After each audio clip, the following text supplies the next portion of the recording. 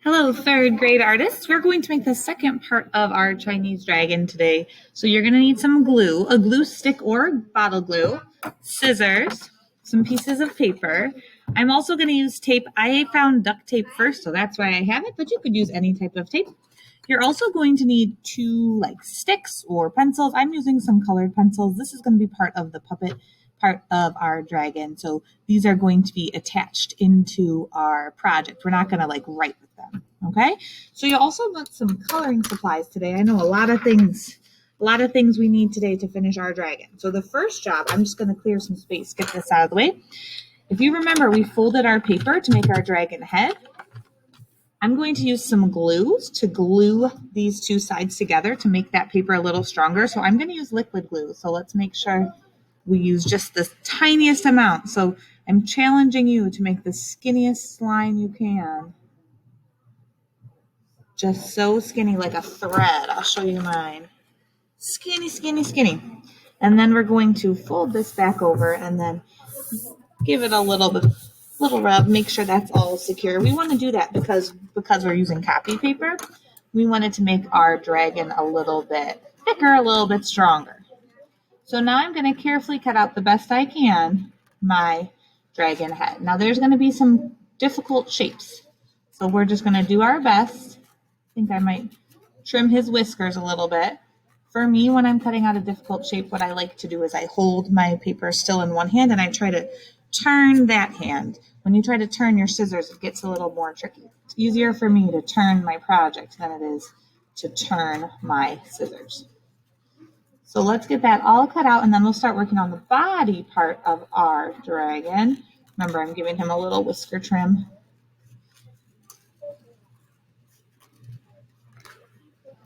I want to show you how I would cut out these triangle points too, because I have a good trick for that. So let's get this out of the way.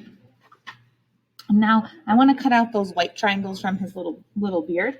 So what I'm going to do is I'm going to cut towards the point, stop, and then I'm going to move my scissors to the other side of that point and cut to the point and stop. So what's happening is I'm cutting out these little white triangles, and little triangles are going to fall to the table. That's easier than trying to turn your hand all crazy in there. We'll see if I can make that work, that little trick work for this crazy, tricky spot too. So I'm cutting kind of like at the bottom corners of the triangle towards the point at the top and then kind of pulling out that last little piece. So another good reason to use just a little bit of glue is because sometimes when marker gets really wet with glue, it starts to come off. So we want to make sure that doesn't happen. All right, let's get this out of the way. All right, third grade artists, let's talk about the body part of our dragon puppet. So what we're going to do is we're going to start with a tall piece of paper. If you have colorful paper, that would be great also. I just wanted to do my example with white paper in case you don't have colored paper. So with your paper nice and tall and vertical, we're going to fold it in half. So what that means is we're taking the long side to touch the other long side. Line that up and crease. All right, so give it a nice crease. All right, now's the time if you want to make this colorful. Now's the time to do that. I think I am going to use my red and orange marker, and I am just going to add some design to this. We are going to fold this paper, so you might not want to draw something really delicate because we might not see it when we fold it. So I'm just going to do some lines just to give this a little bit more color because I am not using colored paper today. So I wanted to use red because if you remember, red is an important color in Chinese culture to symbolize luck and prosperity. You could do both sides. I'm going to stop there just so that I can show you the next direction. While this is still folded, we're going to do an accordion fold. So I'm going to start at the bottom. An accordion fold is like a fan fold. So I'm going to start with this little short edge and I'm going to fold it up and give it a crease. Now let's flip our paper over and we're going to keep folding up again. So I'm going to fold that little section up. So it's about the same size as my first fold and give it a crease. I'm going to turn and show you what the side looks like. Okay, so I've made this little point. So every time the direction is to flip and fold it up. Flip and fold it up. We're going to do that all the way to the bottom. I guess that's not the bottom, it's the top of the paper.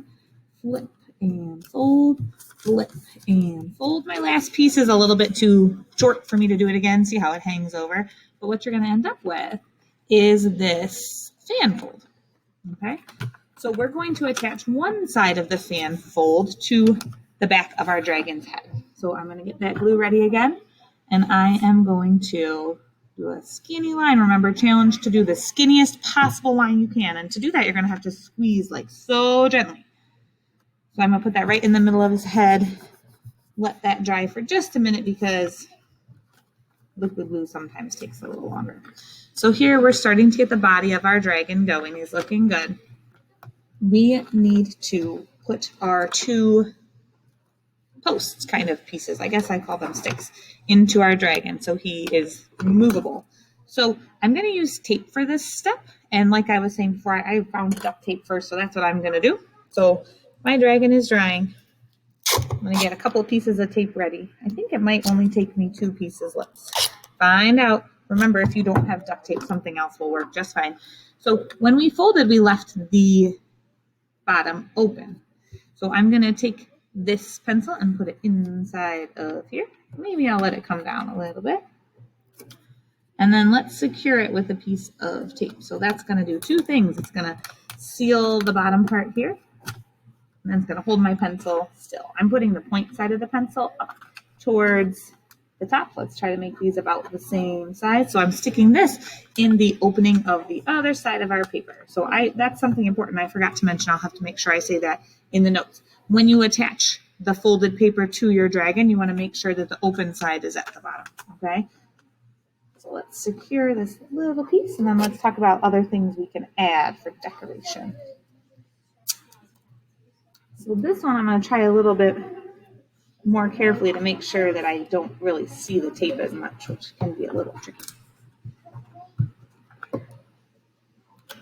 So maybe one more piece, get that secure. If I can.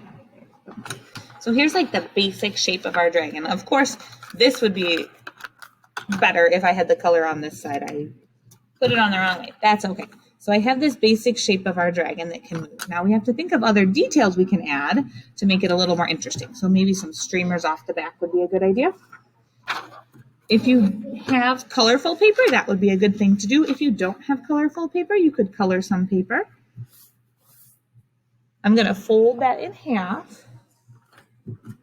And I am going to make some cuts in that paper. So I'm just starting at the crease and I'm cutting straight up.